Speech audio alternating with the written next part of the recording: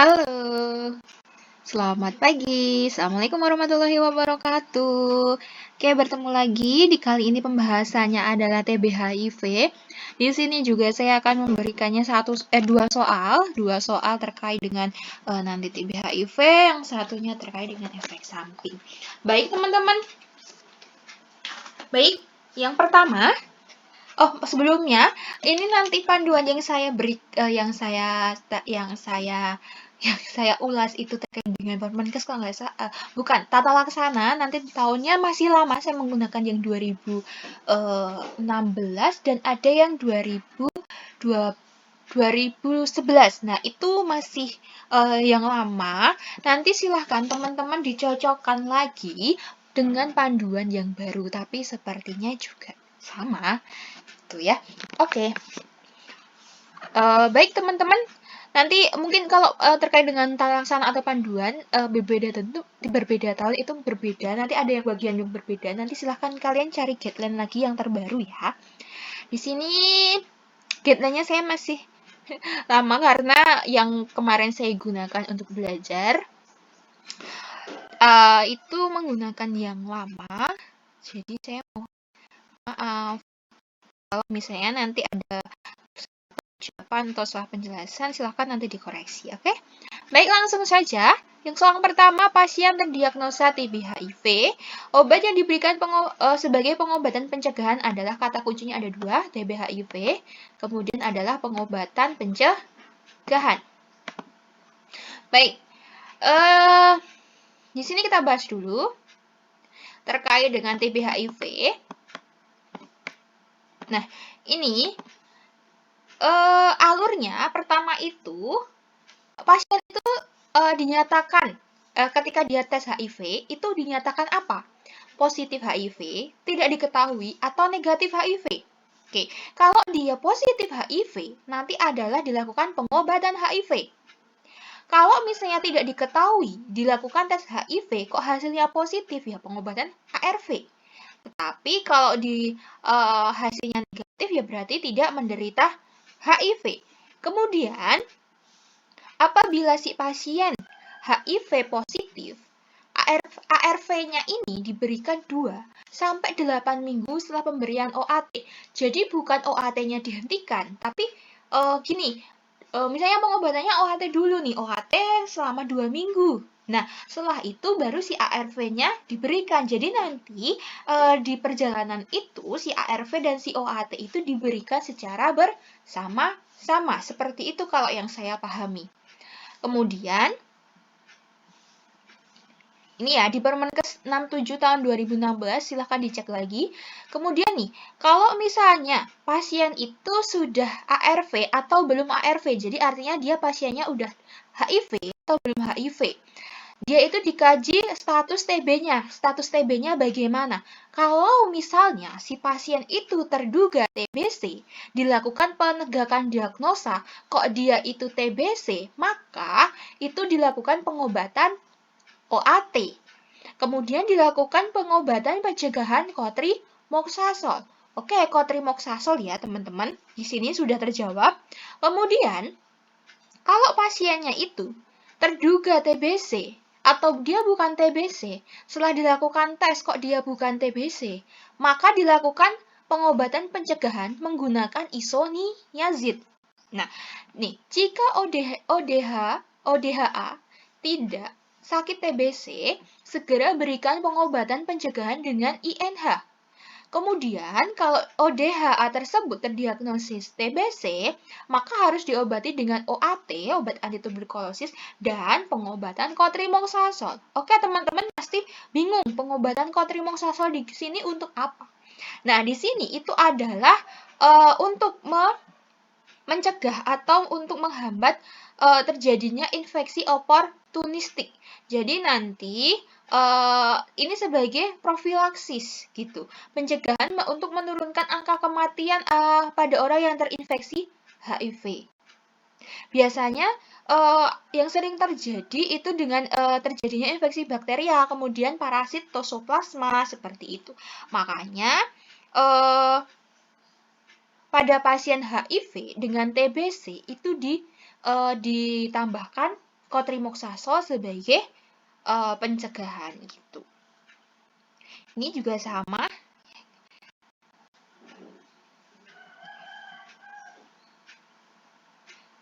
Nah, ini pasien ODHA terdiagnosis TBC, jika iya, maka diberikan ARV, OAT, dan PPK, cotrimoxazole.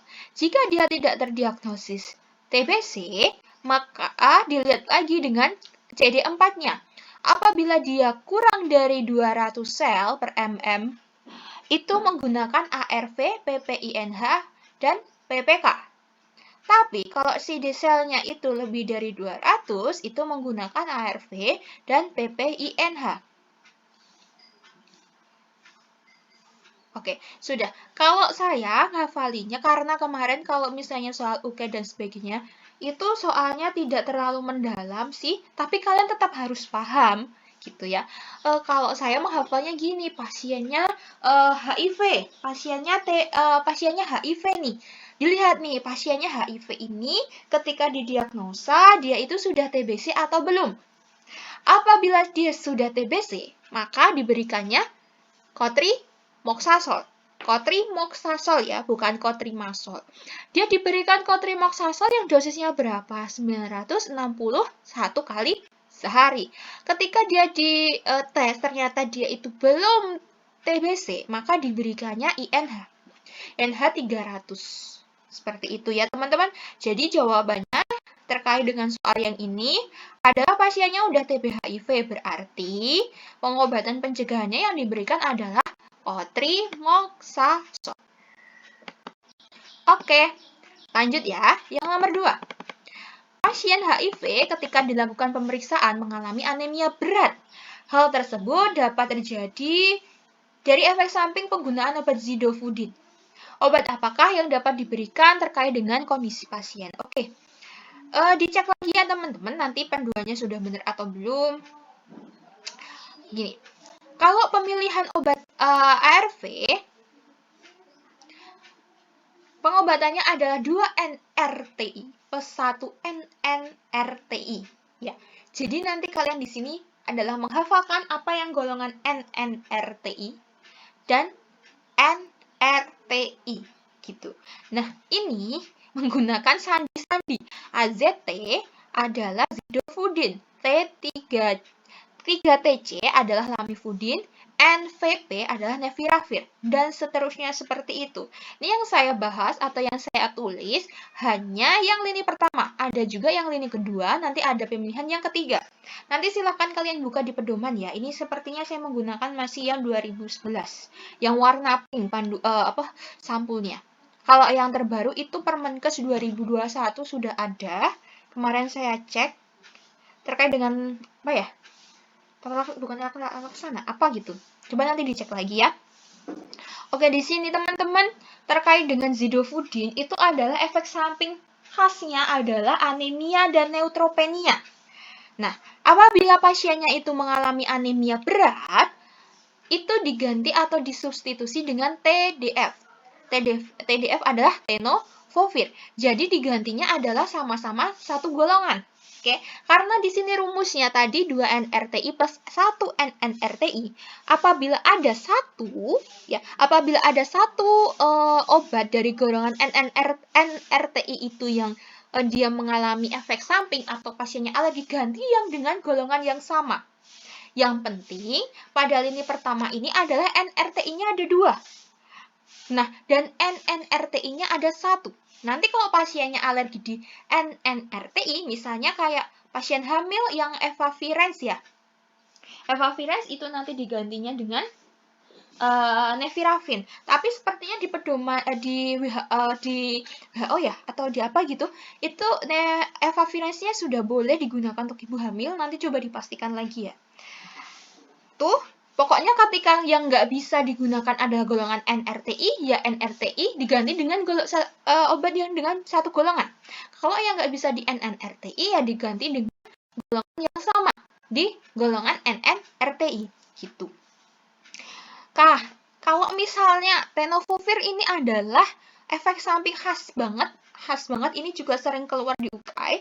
Itu bukan UKAI sih, kayak tryout ataupun UKAI mungkin ada tahun berapa saya lupa. Itu efek sampingnya dapat menyebabkan toksisitas renal. Jadi nanti untuk pasien yang dia itu gagal ginjal ataupun dengan gangguan ginjal, dia tidak boleh diberikan tenofovir. Kalau tidak boleh diberikan tenofovir, berarti diganti dengan golongan NRTI yang sama tetapi berbeda obat. Nah, ini toksisitas potensi teratogenik, ini masih teratogenik ya, digantinya dengan nefavirens. Nefavirens ini khas banget, ini juga hepatotoksik, hepatitis. Selain itu dia ini gangguan jiwa, Stevens-Johnson syndrome. Ya. Nah, di sini sudah ada nih anjurannya bagaimana. Silakan nanti teman-teman cek lagi di pedoman atau tata laksana yang baru ya. Pokoknya ketika teman-teman mengerjakan soal itu berpaculah atau berpeganganlah pada tata laksana atau pedoman yang terbaru. Nah, gitu, karena kita tidak tahu yang membuat soal itu dia menginginkan yang mana gitu. Tapi biasanya yang terbaru. Oke, terjawab ya di sini. Ketika dia dia anemia